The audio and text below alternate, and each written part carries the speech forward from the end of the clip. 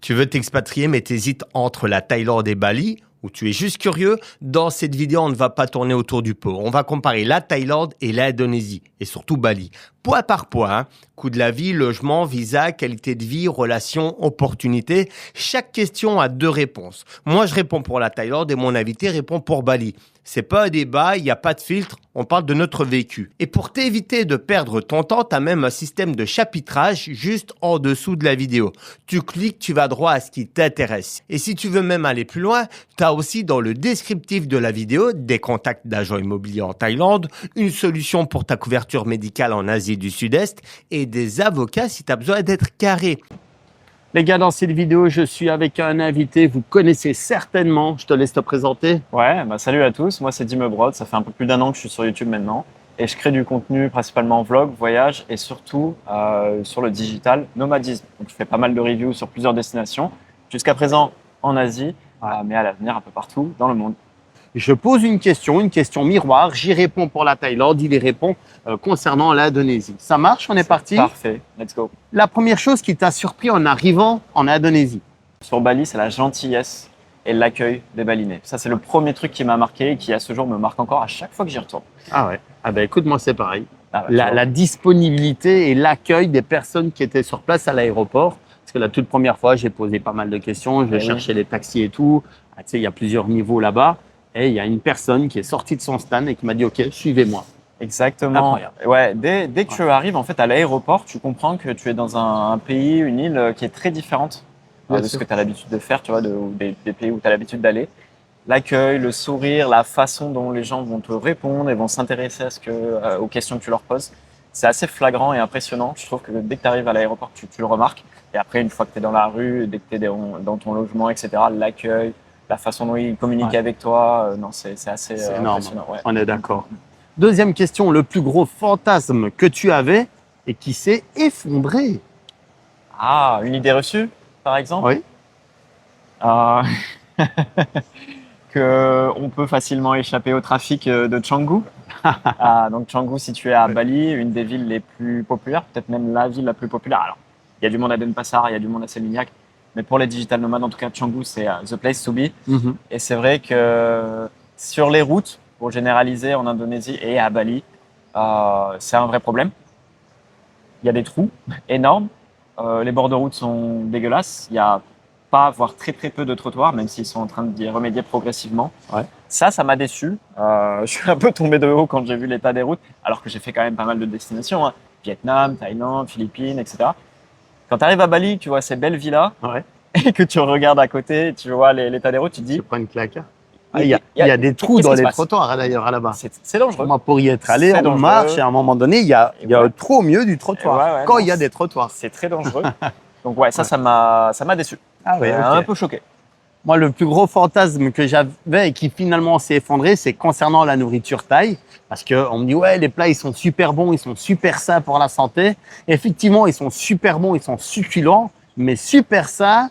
Ils rajoutent beaucoup de sucre, ils rajoutent beaucoup de produits, ils rajoutent du glutamax, il y a plein des petits hâtes là comme ça. Et ouais, là, ça m'a un peu cassé quand même parce que c'est vite fait de prendre du poids ici. Tu as dit pour la nourriture thaï? Ouais. Ok, ouais. Ah oui, je parle de la nourriture. Ok. Moi, je parle pour la Thaïlande. Ok.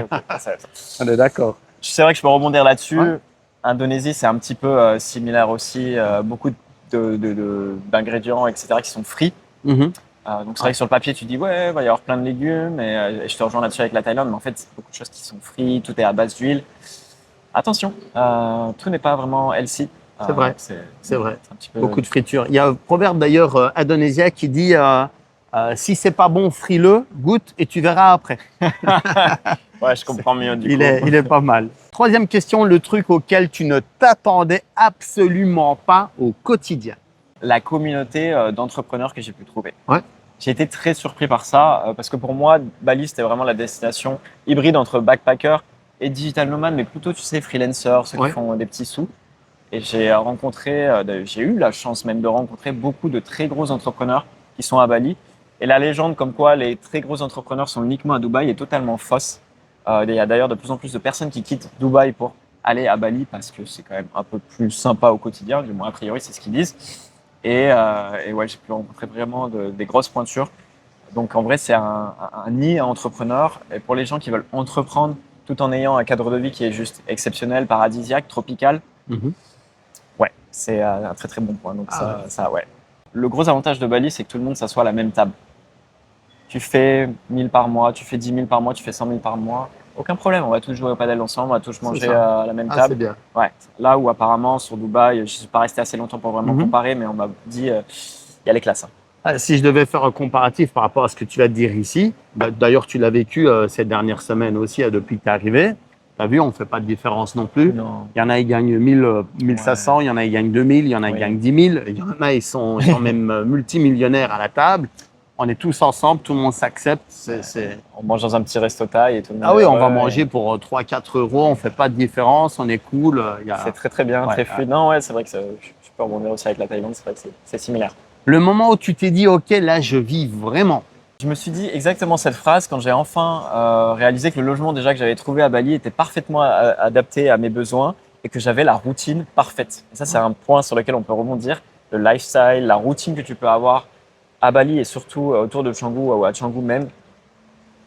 Là, je suis Énorme. tombé de haut. Je me Ouais. suis dit, bah, tu sais, tu as ce mix entre plein de restaurants. Alors, certes, pour la plupart occidentaux, de nourriture occidentale, mais tu vas pouvoir consommer du hyperprotéiné, tu vas pouvoir consommer du sans gluten si tu as voilà, s'il y a des personnes qui sont concernées par ça, du vegan, machin. Tu as tout ce que tu veux et en vrai, à des prix qui sont plutôt intéressants parce qu'il y a tellement de concurrence que tu peux te faire livrer, je sais pas, un plat voilà, hyperprotéiné à base de viande, tu vas te le faire livrer pour 5 euros, 6 euros, livraison C'est-à-dire, incluse. pas grand-chose. Et tu as vraiment plein de choix possibles. C'est-à-dire que des fois, c'est compliqué de commander parce que tu as tellement de choix que tu sais pas où commander. Donc, ça, Ah. c'est un premier point qui est hyper intéressant sur le lifestyle. Sur la partie sportive, tu peux pratiquer tous les sports que tu veux. Le padel est roi, mais les gyms sont impressionnants. Tu as des recovery centers, Ouais. sauna, ice bath, steam room. C'est assez dingue. Les grandes piscines sont très sympas. Tu as les rizières qui sont jamais bien loin. Tu as ce côté nature qui revient souvent. Non, en vrai, pour la route, et bien entendu, les expats que tu peux rencontrer. Donc, tu as vraiment. Souvent, on dit que c'est compliqué à Bali de se reposer. Parce que tu sais, tu es ouais. tellement stimulé par plein de choses que tu peux faire que tu es vite claqué le soir hein, parce que tu as fait plein de choses dans ta journée. Ça, c'est Des journées plein remplies. très rempli. Ouais. Ah ouais. Ah, moi, j'ai eu le coup ici où je me suis dit, je vis vraiment. Eh ben, en fait, c'est ici, à Oxygène, là où on se trouve. C'est à peut-être 30 mètres un peu plus loin, là-bas. Je suis en train de bosser, j'ai mon PC, je bosse pour un de mes sites internet, tu vois, tranquille, en ligne. Et je regarde le golfe, là, de Thaïlande et je sais pas, un petit air frais, un peu de soleil, je me sentais bien. Et je me dis, ouais, là, je suis là. Là, Là, c'est ici que je veux vivre. Là, tu as eu le Tu petit vois smile. Et tu te dis, Ouais, ah, ouais. Je me suis dit, c'est ici que je veux vivre. j'ai trouvé. Et puis, j'ai acheté à 2 rues. Non, énorme. Tu vois. On va parler un peu coût de la vie. Avec 1500 euros par mois, on vit comment chez toi à Bali? Alors, si tu restes à l'année, on va passer à l'année parce que c'est un peu plus parlant. 1500, tu vis très bien parce que si tu prends un logement à l'année, automatiquement, tu vas dropper, réduire drastiquement le prix de ton logement. Mhm. Si tu n'es pas forcément dans la recherche d'une villa et que tu es OK pour vivre dans une guest house ça peut s'apparenter à une maison d'hôte en gros. Hein. Ouais, Je pense que c'est c'est ça ça. la traduction exacte. Donc un studio, mais dans un logement où il y a plusieurs autres studios. Voilà, un bâtiment plutôt.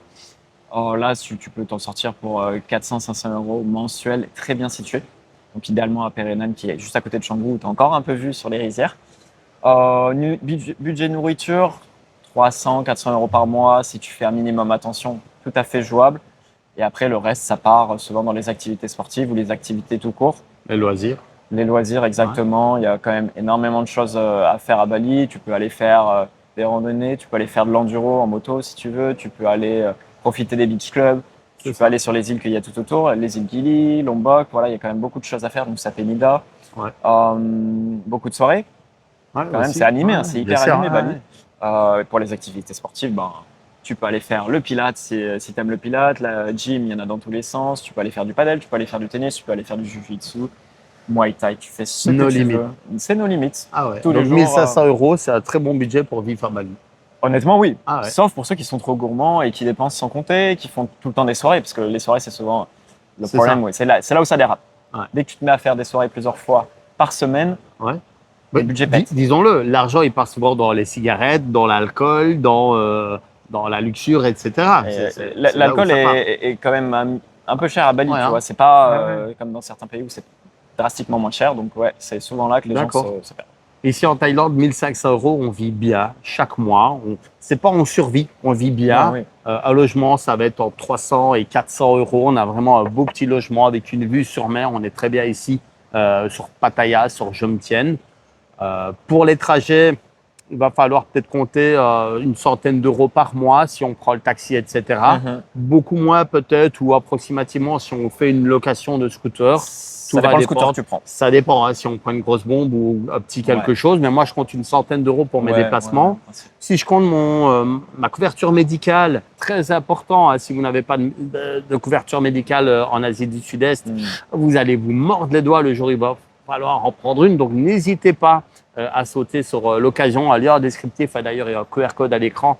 N'hésitez pas, les gars, il n'est pas trop tard. Hein, il n'est pas trop tard. Moi, je dépense une centaine, 100, 120 euros, je crois, tous les mois. Après, j'ai une quarantaine d'années, donc j'ai des cotis qui sont assez basses. Toi aussi, similaire aussi. Un poil plus.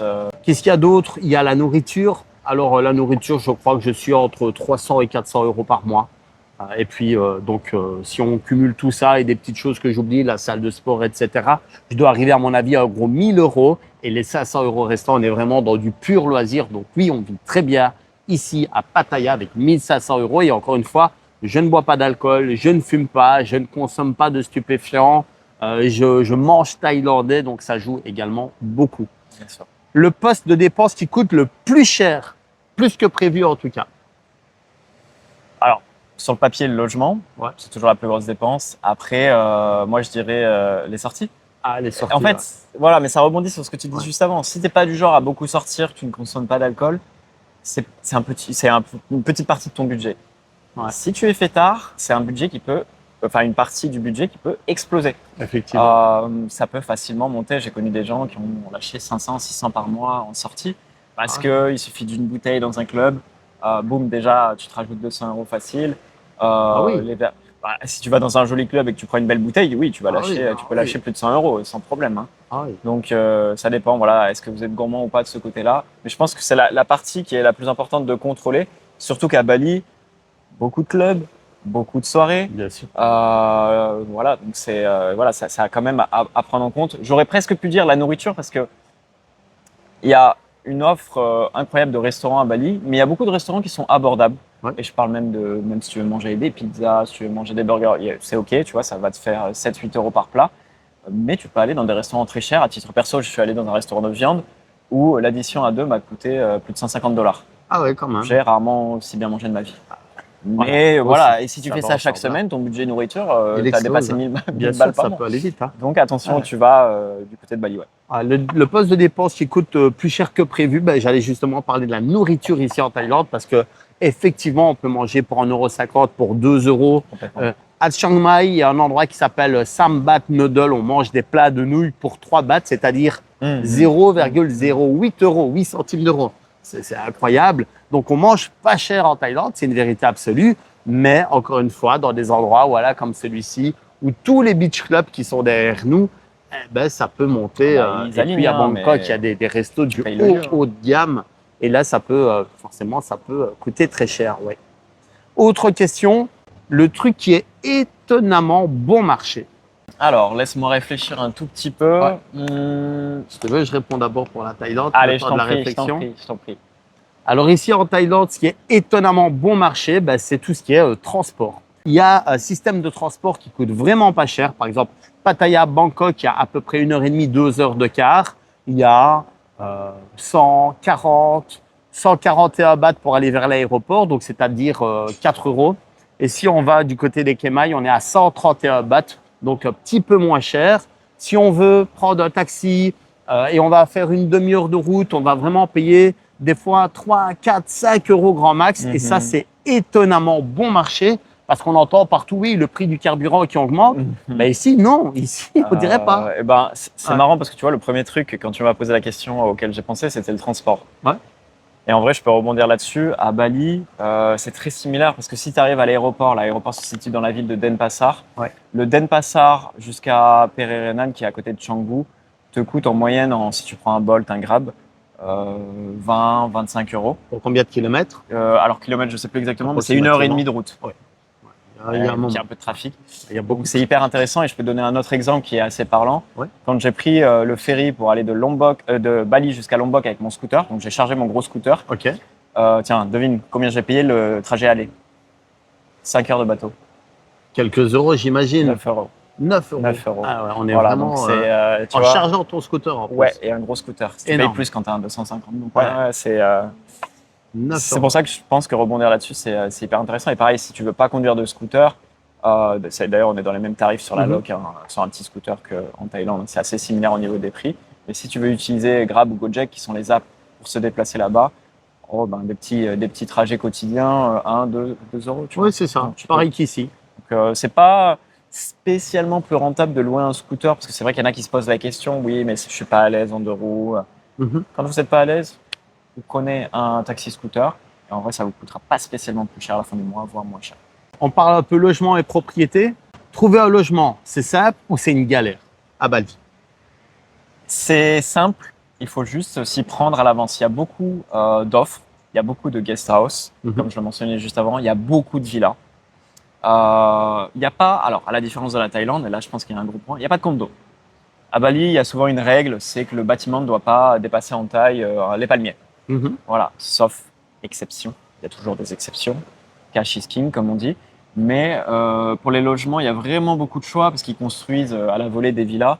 Il y a beaucoup de gens que je connais qui choisissent de faire des colocations dans des villas. C'est bien si tu arrives à te projeter sur le long terme, ce qui permet de facilement trouver des colocataires et tout. Et tu vis quand même dans des villas qui sont assez sexy. Ouais. Donc beaucoup de prix différents, beaucoup de choix de résidences différents, villas, guest house, à des prix qui sont quand même intéressants. Donc voilà, en fait c'est assez facile de trouver un logement à Bali si tu t'y prends un petit peu à l'avance, sinon tu payes très cher. Mais par contre, je regrette, non pas forcément, mais c'est vrai que quand tu arrives en Thaïlande et que tu bénéficies des condos où tu as le supermarché qui est en bas du condo, où tu as, tu sais, les Grab, ils te déposent directement. En fait, c'est beaucoup plus simple, je trouve, et standardisé en Thaïlande, là où à Bali, c'est un peu plus rock'n'roll, tu vois. Exactement. Ouais, c'est ce que j'allais dire. Trouver un logement ici, c'est hyper simple, c'est bien organisé.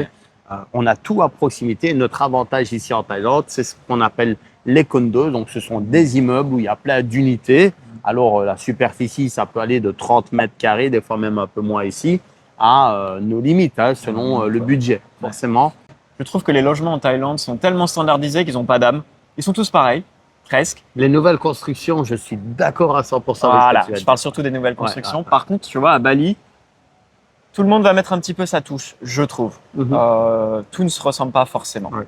Mais le problème, c'est qu'ici, enfin le problème, je mets des guillemets, c'est que vu qu'on parle de condo dans un même immeuble, ben forcément, toutes les unités, on pourrait ainsi dire la même déco, le même agencement. Donc forcément, C'est le même mur blanc. mais acheter en tant qu'étranger, possible ou est-ce que c'est un piège? Tu parles du logement toujours. Ah oui, hein, toujours, hein. Alors, ça peut être intéressant s'il y a un projet de location derrière. Il faut savoir qu'à Bali, le lease, c'est 25 ans de Ouais. base. Il y a beaucoup de promoteurs qui vont te faire du 25 plus 25, ça se renégocie. Alors, je fais une parenthèse que tout le monde ne sait pas ce que c'est qu'un lease. Oui. On va imaginer une voiture qu'on prend en leasing. Ben, c'est exactement pareil, mais ici avec un bien immobilier. On loue le terrain. Dans l'idée. On Voilà, loue le c'est terrain aux propriétaires balinais. Voilà, pour rester sur Bali. Dans l'idée. Ça peut être. Alors, il peut y avoir de très belles opportunités, surtout sur des grosses villas. Moi, je suis pas promoteur IMO, mais je sais que j'ai eu beaucoup de feedback de ce côté-là. C'est plus intéressant, par exemple, pour ceux qui voudraient investir et faire construire une villa de minimum 3 chambres, ça se loue mieux et c'est plus rentable que les villas une chambre où il y en a de partout. Il y en a trop maintenant, tu vois, même autour de Canggu. Voilà, il y en a vraiment beaucoup, beaucoup, beaucoup. Donc, ça peut être intéressant s'il y a un projet locatif derrière. Après, je pense que si c'est pour une personne qui souhaite résider à Bali sur plusieurs années, je pense que la location serait quand même un peu plus intelligent que forcément vouloir acheter s'il n'y a pas de projet de location. Donc, on peut être propriétaire à 100% à vie Euh, en Indonésie, à Bali? À travers Oui. une société, oui, mais du coup, t'es Pas en pas personne totalement. physique. Ouais, non. D'accord, ok. Non. Ah, ok. Contrairement à la Thaïlande où effectivement il n'y a pas vraiment de piège, c'est possible, on peut être propriétaire, encore une fois, d'appartements ou de studios qui se trouvent dans des immeubles qu'on appelle les condos. Sinon, on a également le système de lease. En fait, le droit de propriété en Thaïlande est mieux. Mhm. Par contre, je pense que le champ des possibles à Bali est mieux. Ouais. Dans le sens où tu peux vraiment avoir des projets à partir du moment où tu as loué ton terrain. Tu peux vraiment faire construire un truc. T'en parles quand même bien dans tes J'ai vidéos, abordé, sur ta chaîne. j'ai hein, abordé toi. le sujet Ouais, hein. justement avec un promoteur immobilier sur l'investissement à Bali. On est allé voir plusieurs chantiers. Donc, Bien sûr. Hein. Allez voir sur sa chaîne, hein, vraiment, il y a des vidéos qui valent le détour. Hein. En plus, celui, c'est des vraies vidéos, hein, c'est des reportages, hein, drones, etc. Il y a toute une équipe. Ouais, c'est vrai, c'est vrai. La plus grosse erreur que font les étrangers avec l'immobilier à Bali. Je dirais que la plus grosse, c'est de vouloir faire construire des villas qu'ils ont déjà vues en photo parce qu'il y a une telle concurrence quand même. Il y a Ouais. beaucoup de construction de villas. Il faut se démarquer. Donc, si tu veux avoir un projet rentable sur du locatif, je pense très sincèrement qu'il faut aller vraiment faire quelque chose d'unique, ce qui va pousser les gens à réserver ta villa. Parce que des villas classiques, 1, 2 chambres avec une piscine, c'est vu et revu à Bali. Ça impressionne plus personne. Et maintenant, la réalité, c'est que le marché, le type de touriste a complètement changé, ou du moins est en train de changer à Bali maintenant. Avant, Bali, tu sais, c'était la destination des backpackers, on vit pour pas cher, il y a les sûr. rizières. Maintenant, il y a des gens qui partent en noces à Bali. Et quand ils partent en noces, ils veulent pas vivre dans une cabane. Ils vont Ouais. chercher la villa magnifique, l'hôtel magnifique, le resort magnifique.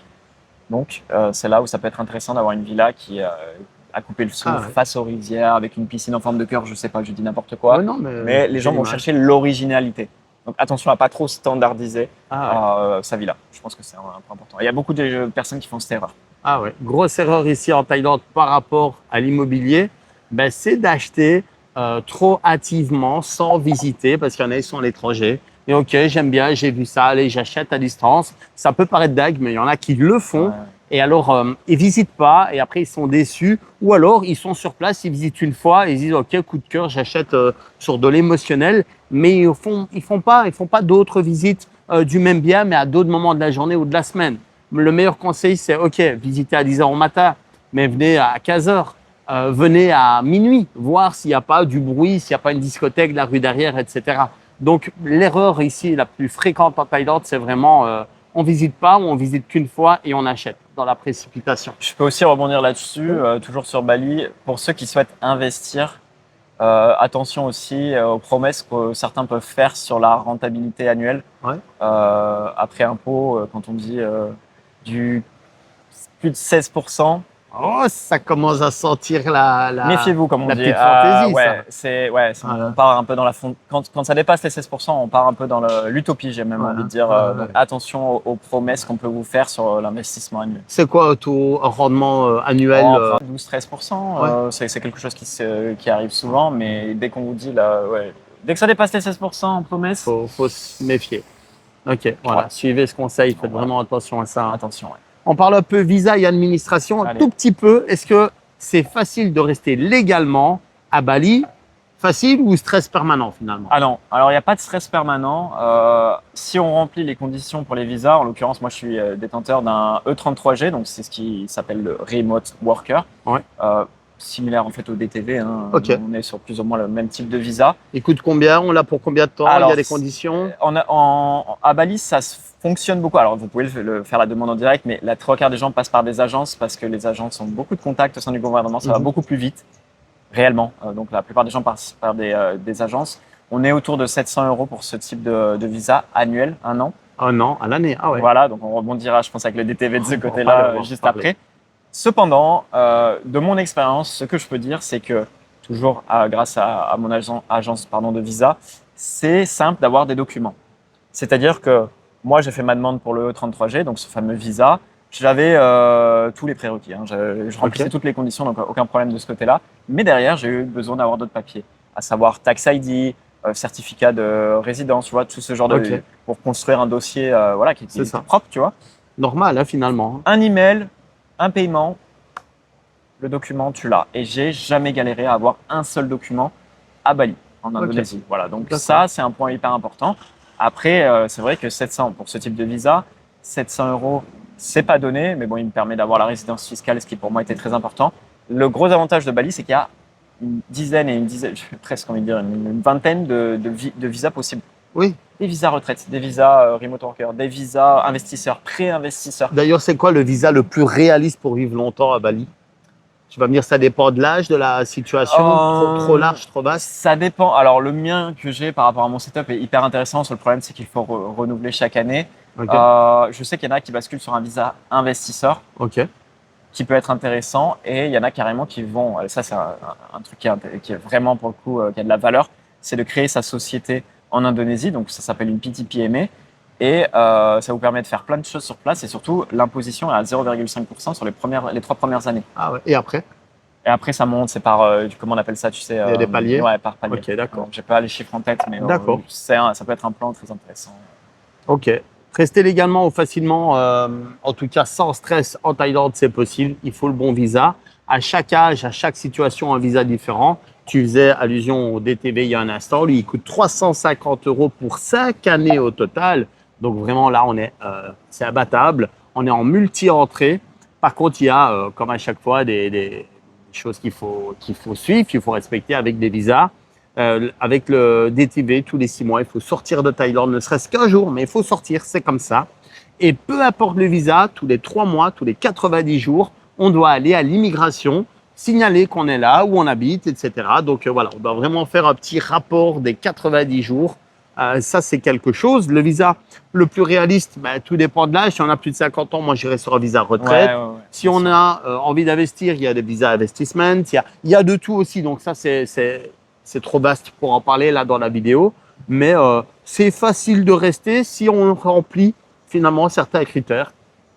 Pas forcément financiers, ça va dépendre de beaucoup de choses. Ouais. Je Oui. pense qu'il y a juste un point qui est important. C'est facile d'avoir un compte en banque en Indonésie avec la plupart des visas. Voilà, je sais que je suis aussi détenteur du DTV. Il semblerait qu'il y ait une petite. Mais je crois que je fais partie d'un des rares qui a encore 2 comptes bancaires en Thaïlande. Bah écoute, profites-en. Moi j'aimerais bien en avoir Ils sont là, un. C'est ils sont pas le là. cas. Je t'en file un si tu veux. Allez, avec Je te le plaisir. loue. On peut faire pas trop cher. s'il te plaît. Alors, le truc administratif qui t'a le plus énervé à Bali? Si, il y a eu quelque chose. Il n'y a rien eu, il n'y a rien eu. Hein. En fait, la première année, quand je suis arrivé avec le e-visa on arrival, donc c'est celui que tu fais quand tu veux juste venir en tant que touriste, en fait, moi, je savais pas, mais il fallait le renouveler. Donc, tu peux l'extend un autre mois. Mais à l'époque, il fallait le faire très rapidement une fois que tu arrives sur place. Sauf que moi, je savais pas que j'allais le renouveler tout de suite. Et après, je me suis retrouvé à courir en agence de visa pour le faire rapidement. Alors, ça, c'est bien fini l'histoire. Mais ça m'a mis un moment de stress et c'est vrai que ça m'avait un peu saoulé de pas savoir ça. Après, c'était un peu de ma faute aussi. L'administration locale a été plutôt humaine ou kafkaïenne? Ça s'est bien passé? Alors, vu que je suis passé en agence de visa, ça allait très très vite. Ok, Dès que tu passes ça en glisse. agence de visa, c'est comme une lettre à la poste, donc il n'y a aucun problème Ah là-dessus. Moi, ici, ce qui m'a le plus énervé, enfin, énervé, c'est un grand mot. Pas vraiment énervé, mais plutôt, je trouve fatigant, c'est d'aller faire le rapport des 90 jours. Ouais. Donc, tous les 3 mois, il faut aller pointer à l'immigration. Voilà, c'est Comme un à peu Pôle dommage. emploi. C'est pareil. Exactement. On parle un petit peu qualité de vie maintenant. La journée type qui te fait dire que tu es bien à Bali. Bah, je vais te décrire ma journée type. Hein. Oui, Je me bien réveille, souvent je me réveille tôt, encore plus tôt qu'en Thaïlande, 6h30 à Bali, réveillé par le soleil. Je prends le temps de m'étirer au bord de la piscine, ce qui est quand même hyper agréable. Mhm. Bon, je fais mon petit déj chez moi. Ensuite, je vais à la salle de sport. Et vu qu'on a des clubs de sport qui sont magnifiques, automatiquement, tu as un peu envie de rester plus longtemps. Donc, souvent, je profite de la piscine après ma séance de sport, ce qui est quand même hyper agréable. Ouais. Ou alors, je fais un petit sauna. Bien entendu, le midi, tradition, aller dans un de mes restos favoris. Donc, il y a beaucoup de restaurants à Bali où tu peux sélectionner toi-même tes ingrédients. Ok. Donc, tu te construis ta propre assiette, ce qui est quelque chose de délicat à trouver ici, par exemple. Ouais, en Thaïlande, oui. Alors qu'à Bali, c'est monnaie courante et tout le monde se copie sur ce type de restaurant, type de menu. L'après-midi, moi, j'aime bien travailler depuis chez moi, je dois avouer, mais à Bali, il y a quand même énormément d'espaces de coworking. C'est incroyable. Tous les cafés aussi, ou quasiment tous les cafés, t'offrent la possibilité de travailler, Mhm. parfois sur des créneaux horaires, mais bon, ça reste quand même hyper exploitable avec des Wi-Fi qui sont stables, des cafés qui sont super bons. Voilà, il y a toujours 2-3 trucs à manger, donc c'est cool. Et le soir, c'est vrai que moi, j'ai des soirées un peu tranquilles où je vais, par exemple, jouer au billard, aux fléchettes entre potes, où on va se faire un petit restaurant. Et j'aime bien me coucher tôt, donc voilà, Vers quelle heure approximativement? 22h. Ah ouais. 22h, je me fous au lit et en Ah principe ouais. à 22h30, je suis endormi. Donc voilà. Ah ouais. Ça, pour moi, c'est ma journée, la journée que j'adore à Bali, tu vois, Ah où ouais. je sens que j'ai fait beaucoup de choses. J'ai pu prendre soin de moi, j'ai pu bien travailler, j'ai pu voir les potes, donc c'est cool. Un peu similaire ici aussi, en fait. J'étais en train de me Ah, mais dire. moi, si j'ai tu la même racontais ta routine partout. journée. Mais non, mais Moi, j'ai la même routine partout. j'ai un peu une routine un peu similaire. Je me lève au matin, je vais à la salle de sport. Mm. Et puis après, je travaille un peu mes vidéos. L'après-midi, je fais mon petit moment balade. Là, tout à l'heure, j'étais à la piscine. Puis, qu'est-ce que j'ai fait? Ben voilà, on fait fin d'après-midi, on commence à faire d'autres vidéos. Tu Voilà. vois, bon, là, on les tourne, on matin, je les travaille. Et puis, ça va être de la soirée. Je vais aller manger avec un pote ou un autre ou un groupe d'amis, peu importe. Et puis, oui, je vais me coucher peut-être un peu plus tard, entre 22h30 et 23h30. Bon, ça va. Mais on a vraiment une routine un peu Ouais, similaire. mais je trouve que c'est la routine du slow morning, comme on C'est l'appelle. ça, ouais. Elle est productive la journée et puis on prend soin de soi, on Voilà. vit correctement. Ouais. On parle santé et hôpitaux. Tu te sens en sécurité ou pas quand tu dois être à l'hôpital ou en tout cas quand t'es pas bien à Bali? Alors, j'ai pu aller plusieurs fois dans des cliniques. Ouais. J'ai été surpris par la qualité du service. Faut arrêter de croire que c'est le tiers-monde tout le temps. Ouais. Je pense qu'il y a un réel frein là-dessus pour beaucoup de personnes en mode oui, mais s'il t'arrive quelque chose, etc. Alors, oui, bien sûr qu'en Europe, on a les meilleurs hôpitaux, très certainement les meilleurs médecins. Mais ça ne veut pas dire qu'on est mal soigné à l'étranger. Quand j'étais sur l'île de Lombok, j'ai pris une énorme bactérie à la gorge. Franchement, j'ai trouvé le service impeccable. Et puis, automatiquement, vous êtes dans le privé. On revient sur l'assurance santé. Ouais. Si vous êtes bien couvert et que vous êtes du coup remboursé, bah, dès que vous arrivez sur place, vous avez 3 personnes qui s'occupent de vous immédiatement. J'ai jamais attendu dans une clinique. C'est-à-dire, j'arrive, ça. bonjour, let's go. On prend soin de moi, on m'a fait Ouais. les analyses, le bilan sanguin en 15 minutes, c'était C'est fait. ça. Et en 30 minutes, j'avais eu mon analyse, le résultat, voilà, tout, et les médicaments. Oui, je sais. Donc voilà, il y a juste à payer, j'envoie les documents à l'assurance et C'est exactement la même chose ici en Thaïlande, à Pattaya, à Bangkok, dans des grosses villes. Il y a un service de santé qui est extraordinaire. Bien Tu sûr. l'as dit, il faut arrêter de penser que c'est le tiers-monde. Moi, j'ai même des potes qui sont en Belgique qui m'écrivent « Ah, Jonas, j'espère que tu as une bonne connexion Internet, que tu verras ce message. Les gars, oui, oui, on en est là. Sur une île. Ouais, non, mais non. Ah, ouais, mais c'est- même sur les îles, tu as Internet. Ouais, bah, bien non, sûr. le service de santé, tu l'as dit, il faut une couverture médicale parce que ça coûte cher. Ouais. Si on n'est pas assuré, ben, il faut payer de notre propre poche. Donc, n'hésitez pas, pensez vraiment à prendre une bonne couverture médicale. Il n'est jamais trop tard. Un petit lien descriptif, un petit QR code à l'écran si vous voulez. Mais vraiment, les soins de santé ici en Thaïlande, c'est du haut de gamme à Bali aussi. On est très, très bien. On est reçu dans la minute. On va attendre maximum 5 minutes. On est conduit auprès d'un médecin. La plupart du temps, il parle anglais. Au minimum, il parle anglais. On peut en avoir qui parlent français, russe, Oui, allemand. ça peut On a arriver. vraiment de tout. Il faut faire des demandes. Tu l'as dit, prise de sang, résultat dans l'heure, dans la demi-heure. C'est très Ça rapide. peut aller très, très vite. C'est étonnant, en Et fait. je peux même rebondir aussi sur les hôpitaux de manière générale, pour Bali en l'occurrence. Il y a l'hôpital international qui vient d'être construit. Ils ont ramené pas mal de talents, de médecins de Singapour par exemple. Ah Donc, ouais. Top, ça y est, ça. top niveau, là. Ouais, là, ça y est, monte, hein. on rentre dans une nouvelle dimension du côté de Bali, ce qui était peut-être un problème il y a 5-6 ans. Qui ne l'est Maintenant, plus du tout maintenant. apparemment, Ouais. il est super, l'hôpital. Ah Donc, ouais, j'ai eu des très bons échos. Donc, Et tu as dit quelque chose qui est incroyable. Avant de partir, on a un petit sac où on nous a mis nos médicaments dedans. Hein, que moi, en Belgique, en tout cas, quand je sors de l'hôpital, je vais encore courir à la pharmacie. oui. Tu vois, ici, c'est top, top, top. On est vraiment d'accord là-dessus. On parle un petit peu culture, mentalité. Mhm. Les locaux, avec les étrangers, c'est un accueil sincère ou c'est plutôt du business? Écoute, peut-être que je me trompe, moi je les trouve relativement sincères. J'ai réussi, par exemple, avec mon logement, mon propriétaire qui est balinais m'a invité à 3 cérémonies avec sa D'accord. famille. Moi je pars du principe que quand on t'invite et qu'il y a ta famille, c'est que Ça te la fait personne plaisir. est, Ben, ouais, voilà. bien sûr. Euh, Il y a une donc, importance. exactement. Mhm. Et il m'a fait découvrir plein de choses à Bali, donc je trouve que, tu vois, ça m'a permis de me sentir intégré et c'est un Mhm. des rares endroits où je me sens réellement intégré. Tu vois, quand on t'invite dans un cercle familial, tu te dis, ok, j'ai beau être quelqu'un qui paye juste un loyer, le mec, voilà, il me considère, tu vois, genre, il C'est ça. m'invite, voilà, à rencontrer toute sa famille, ses enfants. Donc, assez impressionnant de ce côté-là. Donc, moi, je les trouve relativement sincères et Bali, c'est une des rares destinations où je sens qu'en fait, je pourrais sortir et faire la fête avec des locaux. Ouais. Plusieurs fois, j'ai eu des échanges, des gars qui me disaient, ouais, il y a ce concert-là, on devrait y aller, tu vois. Donc, je les trouve globalement sincères. Après, comme de partout dans le monde, il y a des gens qui pensent qu'au fric et automatiquement, ils vont peut-être Mhm. te scammer. Voilà, il y a toujours des histoires de scam. Voilà, dans Oui. les commentaires, c'est sûr, il y a quelqu'un qui va dire non, c'est pas vrai, je me suis fait scam.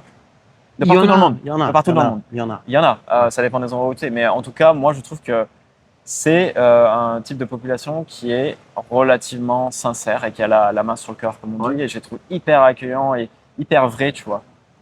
Effectivement, ici en Thaïlande, je peux répondre quelque chose d'assez similaire. On a un peuple qui est accueillant, je les trouve sincères. Alors, je sais que dans certaines vidéos, j'ai dit que les filles de bar voyaient les étrangers comme des portefeuilles sur pattes, parce que c'est une réalité absolue. J'ai fait l'interview de Thaïlandaises, elles l'ont dit de leur bouche. Pour nous, l'argent, c'est la sécurité et on a besoin de survivre. Donc forcément, c'est important, mais c'est pas pour autant qu'il n'y a pas une sincérité dans l'accueil et dans la façon de se comporter avec nous. Et moi, je le vois quand des fois j'ai besoin d'aide en rue. Pas plus tard que tout à l'heure, j'étais plein, j'avais 2 gros packs d'eau. J'étais vraiment chargé, je rentrais dans mon condo. Il y a une nana qui, donc elle sortait, elle m'a croisé, on s'est salué.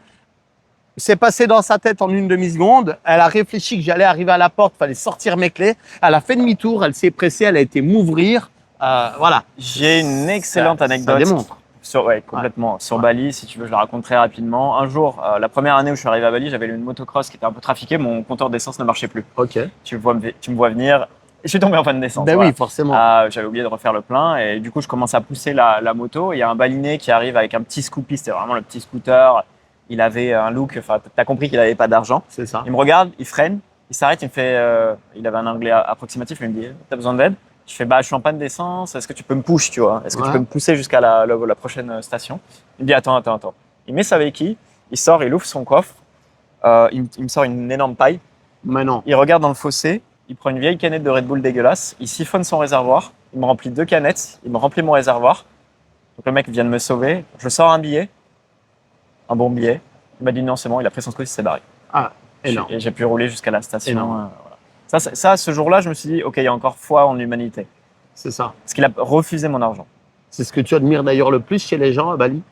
Ouais, c'est leur humanité. Ouais, ils ont un côté humain, très sincère. Voilà. Mais tu vois, ce type d'anecdote, j'en ai eu d'autres comme ça. Donc c'est vraiment impressionnant. C'est énorme. Ouais. On parle un peu de femmes, de relations sociales de manière générale. Est-ce que faire des rencontres, c'est facile ou c'est difficile à Bali? Non, c'est très facile. Ah bon? C'est très facile. Les gens sont quand même très accessibles. Après, attention, je viens à un endroit où il y a beaucoup d'expatriés. Je suis entouré de Russes, d'Ukrainiens, beaucoup d'Européens quand même, mine de rien, Français, Allemands, il y en a un paquet, voire Espagnols, tu vois.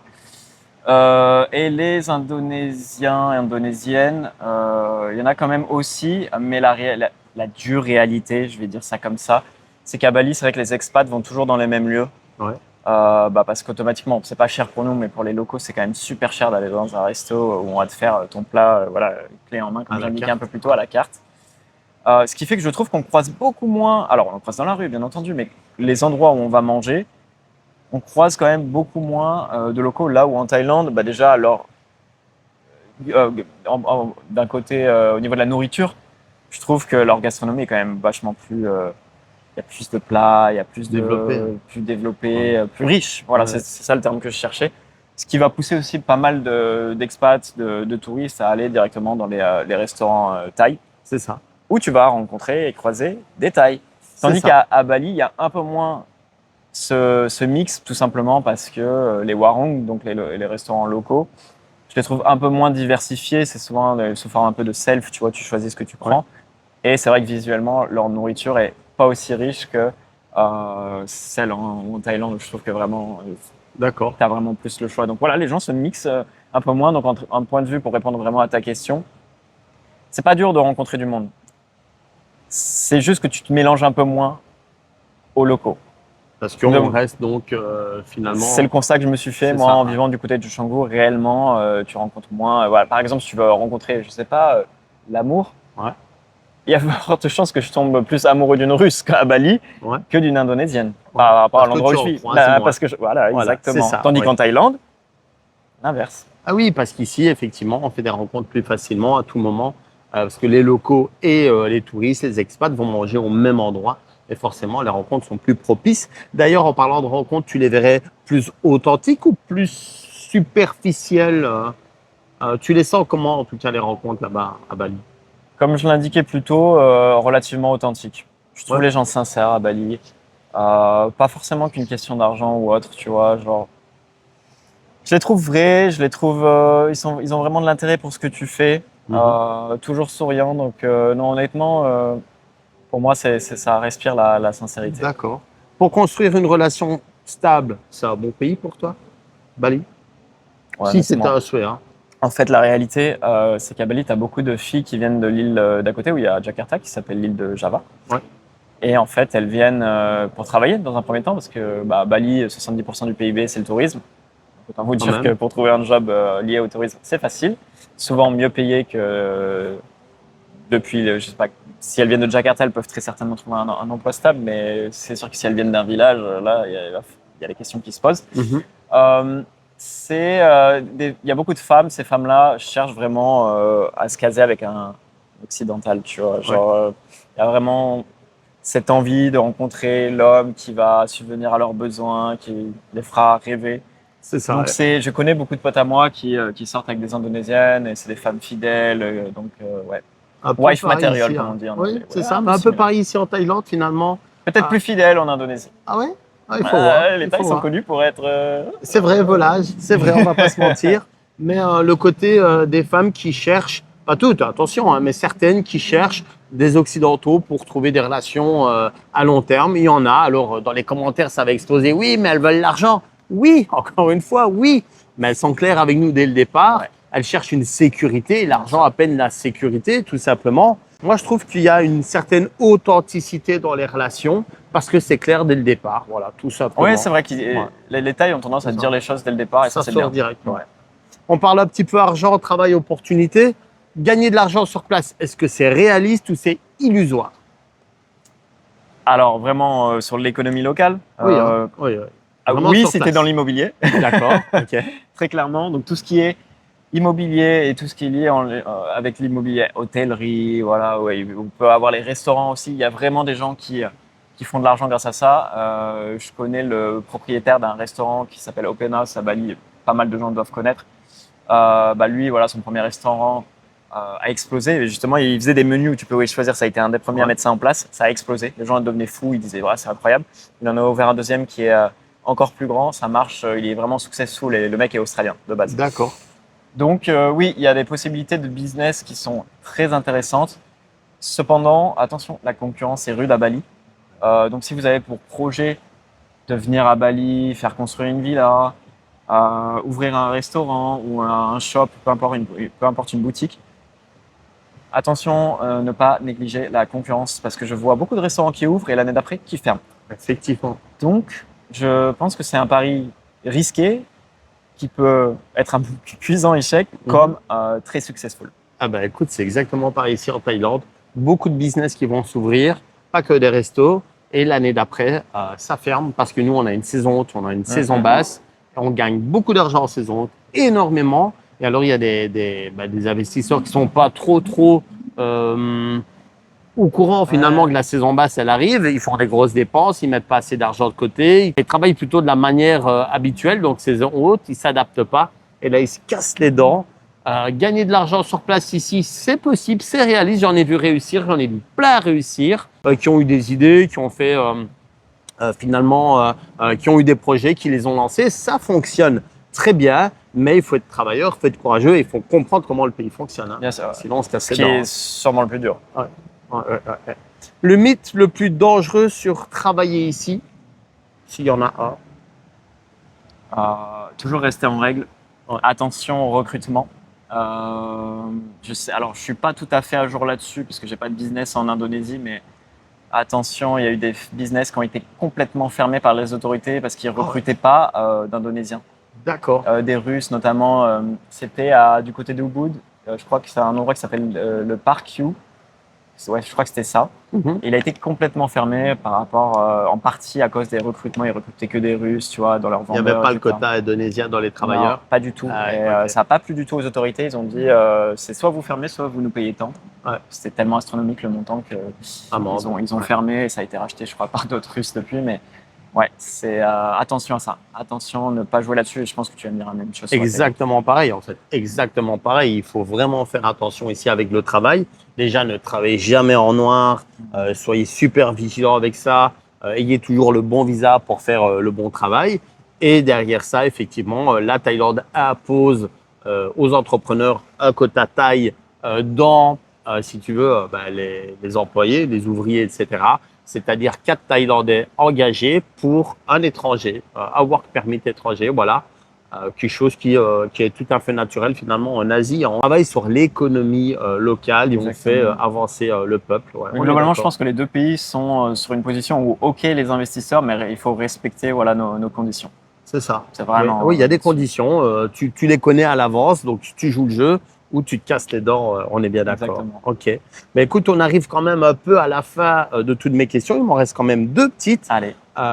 Bali, cet endroit, il t'a rendu meilleur ou est-ce qu'il t'a un peu plus fatigué? Il m'a rendu exceptionnel. Hein. Voilà. Ah, exceptionnel, magnifique. Moi, je pense que je suis une meilleure personne depuis que j'habite à Bali. Leur façon de penser, leur façon d'agir m'a fait réaliser que ma mentalité d'Européen et de Français était à revoir. Donc maintenant, ça va beaucoup mieux. Ouais. Mais en fait, je pense que en tant que Français, on a tendance à beaucoup se plaindre de beaucoup de choses. Alors toi, t'es belge, c'est peut-être un peu différent, mais en tout cas, je sais qu'en tant que Français, voilà, on se plaint. Ah voilà, il fait pas beau. Ah voilà, machin. Tandis que à Bali, on relativise beaucoup sur la vie et rien n'est très très grave. Et je me suis surpris à relativiser sur des choses vraiment qui m'auraient rendu fou en temps normal. Exemple, quand j'étais, c'était il y a quoi, 5 mois de ça, je faisais voler mon drone au-dessus de l'océan, enfin de la mer à Perenan, à côté de chez moi. Mon drone a eu, alors je ne le savais pas tout de suite, mais il a eu un défaut, il s'est crashé, il a plongé dans la mer. Les vagues du côté de Canggu, c'est assez violent, donc autant dire que je savais que j'allais pas le récupérer. Et au moment où ça m'est arrivé, j'avais la télécommande, tu sais, dans les mains, l'écran qui était, voilà, très clairement qui me disait que c'était fini. J'ai posé la télécommande, je l'ai rangée, j'ai fait, bon bah ça devait arriver. Voilà. Jamais à l'époque, il y a plusieurs années en avant, j'aurais dit, oh, bah, c'est pas grave, ça devait arriver. Et au final, j'ai eu un bon karma parce que j'ai contacté le support et ils m'en ont renvoyé un neuf. Magnifique. Moi, je crois beaucoup au karma, tu vois, donc tu vois, ça m'a fait relativiser. C'est un exemple tout bête, hein, cette histoire, mais la façon dont j'ai réagi, j'aurais jamais réagi comme ça avant. L'acceptation du moment présent, de ce qui arrive. Qu'est-ce que je peux y faire? Rien. Et voilà.